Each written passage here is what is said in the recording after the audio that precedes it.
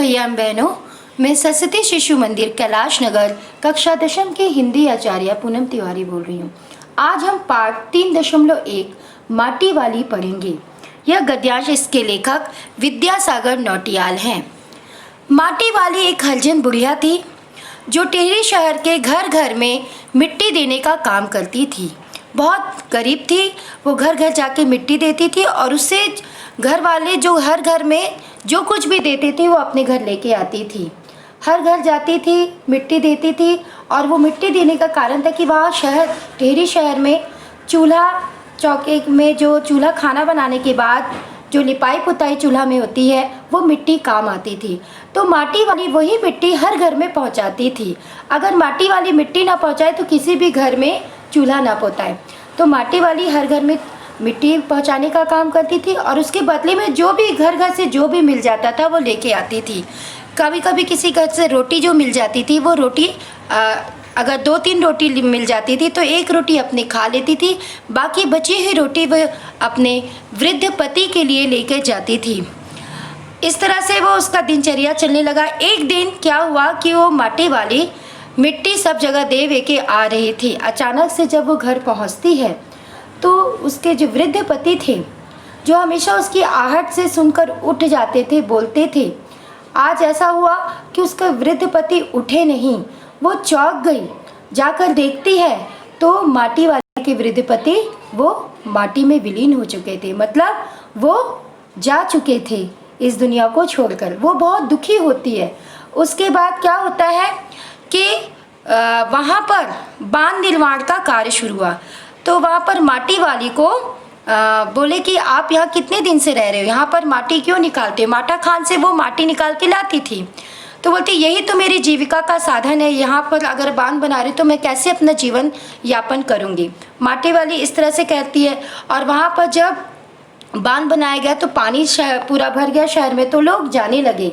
तो माटी वाली कहने लगी कि गरीबों का घर उजाड़ोगे तो कोई सुखी नहीं होगा, तुम्हारे साथ भी यही होगा। इसी पर आधारित मैं माटी वाले के बारे में ये गद्यांश प्रथम कह रही हूँ। टिहरी शहर में शायद ऐसा कोई घर नहीं होगा जिसे वह ना जानती थी हो या जहाँ उसे ना जानते हो। घर के कुल निवासी बरसों से वहाँ रहते, किराएदार उनके बच्चे तलक घर घर में लाल मिट्टी देते रहने के उस काम को करने वाली अकेली है, उसका कोई प्रतिद्वंदी नहीं। उसके बगैर तो लगता है कि टिहरी शहर के कई घरों में चूल्हा का जलना तक मुश्किल हो जाएगा। यहाँ पर लेखक कहते हैं कि माटी वाली के कार्य के बारे में बताते हैं। टिहरी गांव में लोग खाना बनाने के बाद लाल मिट्टी से चूल्हे की लिपाई करते थे। आवश्यकता पड़ने पर घरों की लिपाई पुताई करते थे। यह कार्य माटी वाली बुढ़िया एक आजीविका का साधन था। दूसरा कोई भी नहीं था जो इस कार्य को करता था, इसलिए वह उस शहर के हर घर किराएदार, बच्चे, बूढ़े, महिलाएं सभी उससे परिचित थे। यदि वह वृद्धा माटा खान से मिट्टी ना लाती तो लोगों के सामने भोजन कर लेने के बाद चूल्हे की लिपाई पुताई की समस्या हो जाती थी। मिट्टी के लिए सब उस पर निर्भर रहा करते थे। यहाँ पर अगला हम गद्यांश देखते हैं कि उस बुढ़े को अब रोटी की कोई ज़रूरत नहीं रह गई। माटी वाली की पाँव की आहट हमेशा की तरह आज वह चौका नहीं। उसने अपनी नज़रें उसकी ओर नहीं घुमाई। घबराई हुई माटी वाली ने उसे छूकर देखा, वह अपनी माटी को छोड़कर जा चुका था। माटी वाली जब वृद्ध को देखती है तो उसे पता चलता है कि वो इस दुनिया में नहीं है। माटी वाली जब अपना काम निपटा कर वापस आती है तो वह बुढ़ा उसकी आहट पर जो चौंक जाता था, आज वह उसकी आहट से चौंका नहीं। उसकी आहट से चौंकने के बाद वह, क्योंकि वो निष्प्राण हो चुका था, वह रोटी की भी उसको आज आवश्यकता नहीं रह गई थी। वह इस दशा को देख के माटी वाली बहुत दुखी होती है, एकदम अत्यंत दुखी होती है और वो निराश हो जाती है।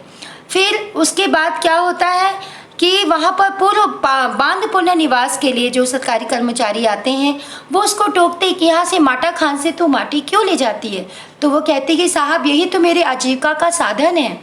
वहाँ पर 2 सुरंगें बंद कर दी जाती है, बांध पुनर्निवास का कार्य होता है, जिसकी वजह से वहाँ टिहरी शहर से सब लोग जाने लगते हैं। बंद होने लगता है, तेरे शहर से सब लोग दूसरे शहर में जाने लगते हैं, तो क्या हुआ, उसका आजीविका का साधन रुक जाता है। तो वो यही बात अंत में कहती है कि गरीबों का कोई नहीं होता है। इस तरह से कहकर वो अत्यंत दुखी होती है। धन्यवाद।